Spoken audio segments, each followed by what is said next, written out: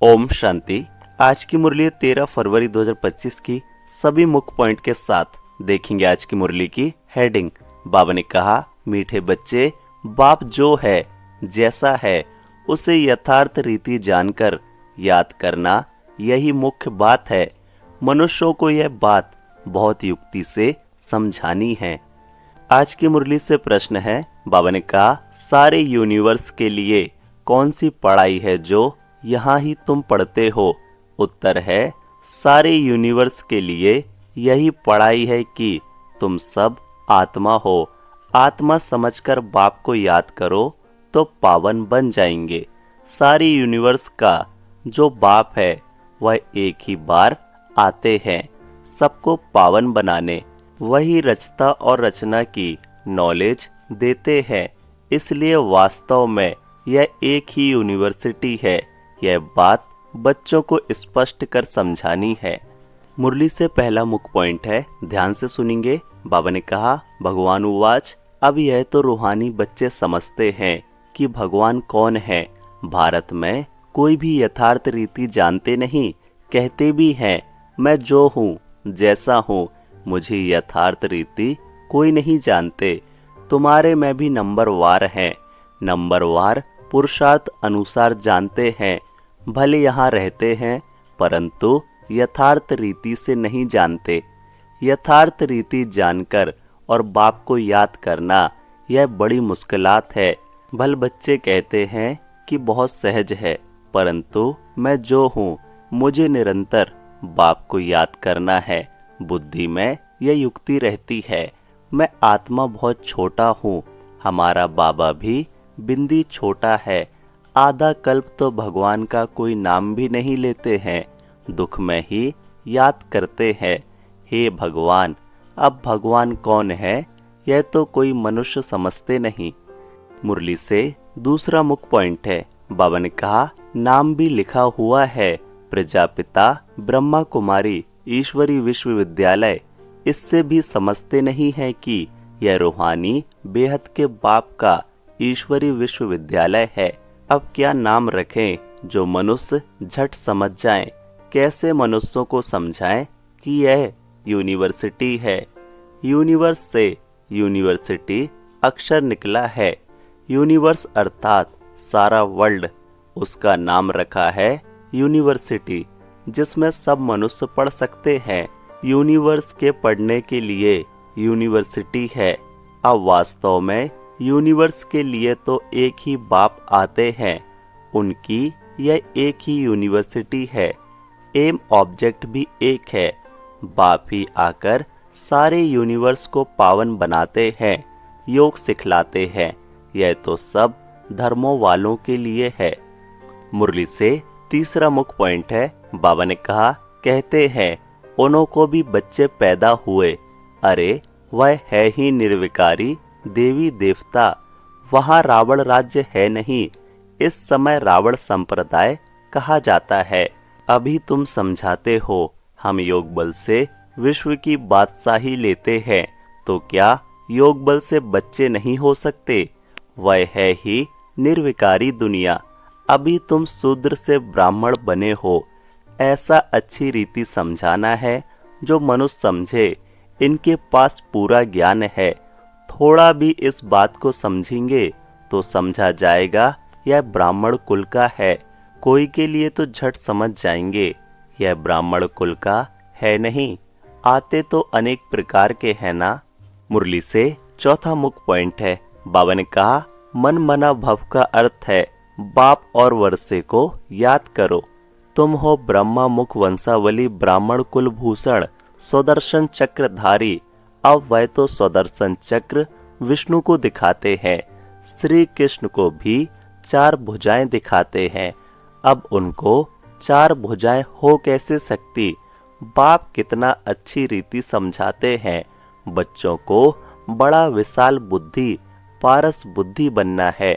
सतयुग में यथा राजा रानी तथा प्रजा पारस बुद्धि कहेंगे ना। वह है पारस दुनिया, यह है पत्थरों की दुनिया। तुमको यह नॉलेज मिलती है मनुष्य से देवता बनने की। तुम अपना राज्य श्रीमत पर फिर से स्थापन कर रहे हो। बाबा हमको युक्ति बतलाते हैं कि राजा महाराजा कैसे बन सकते हो। मुरली से 5वां मुख्य पॉइंट है, बाबा ने कहा कर्मों का हिसाब किताब तो हर एक को अपना चुकतू करना है। ऐसे बहुत है, तबीयत खराब होती है तो कहते हैं रक्षा करो। बाप कहते हैं हम तो आते हैं पतितों को पावन बनाने, वह धंधा तुम भी सीखो। बाप 5 विकारों पर जीत पहनाते हैं तो और ही जोर से वह सामना करेंगी। विकार का तूफान बहुत जोर से आता है। बाप तो कहते हैं बाप का बनने से यह सब बीमारियां उथल खाएंगी, तूफान जोर से आएंगे। पूरी बॉक्सिंग है, अच्छे अच्छे पहलवानों को भी हरा लेते हैं। कहते हैं ना, चाहते भी कुदृष्टि जाती है, रजिस्टर खराब हो जाएगा। कुदृष्टि वाले से बात नहीं करनी चाहिए। बाबा सभी सेंटर्स के बच्चों को समझा रहे हैं कि कुदृष्टि वाले बहुत ढेर हैं, नाम लेने से और ही ट्रेटर बन जाएंगे। अपनी सत्यानाश करने वाले उल्टे काम करने लग पड़ते हैं। काम विकार नाक से पकड़ लेता है, माया छोड़ती नहीं है। कुकर्म, कुदृष्टि, कुवचन निकल पड़ते हैं, कुचलन हो पड़ती है। इसलिए बहुत बहुत सावधान रहना है। मुरली से 6वां मुख्य पॉइंट है, बाबा ने कहा तुम बच्चे जब प्रदर्शनी आदि करते हो तो ऐसी युक्ति रचो जो कोई भी सहज समझ सके। यह गीता ज्ञान स्वयं बाप पढ़ा रहे हैं, इसमें कोई शास्त्र आदि की बात नहीं है, यह तो पढ़ाई है। किताब गीता तो यहाँ है नहीं, बाप पढ़ाते हैं। किताब थोड़े ही हाथ में उठाते हैं, फिर यह गीता नाम कहाँ से आया? यह सब धर्मशास्त्र बनते ही बाद में है। कितने अनेक मठ पंथ हैं, सबके अपने अपने शास्त्र हैं। टालियां जो भी हैं, छोटे छोटे मठ पंथ, उनके भी शास्त्र आदि अपने अपने हैं। तो वह हो गए सब बाल बच्चे, उनसे तो मुक्ति मिल ना सके। सर्वशास्त्रमय शिरोमणि गीता गाई हुई है। मुरली से 7वां मुख्य पॉइंट है, बाबा ने कहा हम तुमको सभी वेदों शास्त्रों का सार बतलाते हैं। मुख्य है ही 4 धर्मों के 4 धर्म शास्त्र। ब्राह्मण धर्म का कोई किताब है क्या? कितनी समझने की बातें हैं। यह सब बाप बैठ डिटेल में समझाते हैं। मनुष्य सब पत्थर बुद्धि हैं, तब तो इतने कंगाल बने हैं। देवताएं थे गोल्डन एज में, वहां सोने के महल बनते थे, सोने की खानियां थी। अभी तो सच्चा सोना है नहीं, सारी कहानी भारत पर ही है। तुम देवी देवता पारस बुद्धि थे, विश्व पर राज्य करते थे। अभी स्मृति आई है, हम स्वर्ग के मालिक थे, फिर नरक के मालिक बने हैं, अब फिर पारस बुद्धि बनते हैं। यह ज्ञान तुम बच्चों की बुद्धि में है, जो फिर औरों को समझाना है। मुरली से 8वां मुख्य पॉइंट है, ध्यान से सुनेंगे। बाबा ने कहा जिन बच्चों को नशा है कि स्वयं भगवान हमको हेवन का मालिक बनाने के लिए पुरुषार्थ कराते हैं, उनकी शकल बड़ी फर्स्ट क्लास खुशनुमा रहती है। बाप आते भी हैं बच्चों को पुरुषार्थ कराने, प्रारब्ध के लिए। यह भी तुम जानते हो, दुनिया में थोड़े ही कोई जानते हैं। हेवन का मालिक बनाने भगवान पुरुषार्थ कराते हैं, तो खुशी होनी चाहिए। शकल बड़ी फर्स्ट क्लास खुशनुमा होनी चाहिए। बाप की याद से तुम सदैव हर्षित रहेंगे। बाप को भूलने से ही मुरझाइश आती है।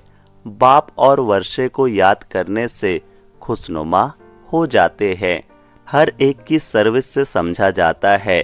बाप को बच्चे की खुशबू तो आती है ना, सपूत बच्चों से खुशबू आती है, कपूत से बदबू आती है। बगीचे में खुशबूदार फूल को ही उठाने के लिए दिल होगी, अग को कौन उठाएंगे? बाप को यथार्थ रीति याद करने से ही विकर्म विनाश होंगे। धारणा के लिए मुख्य सार है, पहला, माया की बॉक्सिंग में हारना नहीं है। ध्यान रहे कभी मुख से कुवचन ना निकले, कुदृष्टि, कुचलन, कुकर्म ना हो जाए। दूसरा पॉइंट, फर्स्ट क्लास खुशबूदार फूल बनना है। नशा रहे कि स्वयं भगवान हमको पढ़ाते हैं। बाप की याद में रहे सदैव हर्षित रहना है, कभी मुरझाना नहीं है। वरदान है, बाबा ने कहा, चैलेंज और प्रैक्टिकल की समानता द्वारा स्वयं को पापों से सेफ रखने वाले विश्व सेवाधारी भव। डिटेल है, आप बच्चे जो चैलेंज करते हो उस चैलेंज और प्रैक्टिकल जीवन में समानता हो, नहीं तो पुण्य आत्मा के बजाय बोझ वाली आत्मा बन जाएंगे। इस पाप और पुण्य की गति को जानकर स्वयं को सेफ रखो, क्योंकि संकल्प में भी किसी भी विकार की कमजोरी, व्यर्थ बोल, व्यर्थ भावना, घृणा व ईर्ष्या की भावना पाप के खाते को बढ़ाती है। इसलिए पुण्य आत्मा भव के वरदान द्वारा स्वयं को सेफ रख विश्व सेवाधारी बनो। संगठित रूप में एक मत, एक रस स्थिति का अनुभव कराओ। आज की मुरली से स्लोगन है, बाबा ने कहा, पवित्रता की समा चारों ओर जलाओ तो बाप को सहज देख सकेंगे। अव्यक्त सारे एकांत प्रिय बनो, एकता और एकाग्रता को अपनाओ। बाबा ने कहा, प्रत्यक्षता का झंडा लहराने के पहले सिर्फ 2 शब्द हर कर्म में लाना, एक सर्व संबंध, संपर्क में आपस में एकता। अनेक संस्कार होते अनेकता में एकता और दृढ़ता, यही सफलता का साधन है। कभी कभी एकता हिल जाती है, यह करें तो मैं करूं नहीं। आपका स्लोगन है, स्व परिवर्तन से विश्व परिवर्तन, विश्व परिवर्तन से स्व परिवर्तन नहीं। अच्छा, ओम शांति।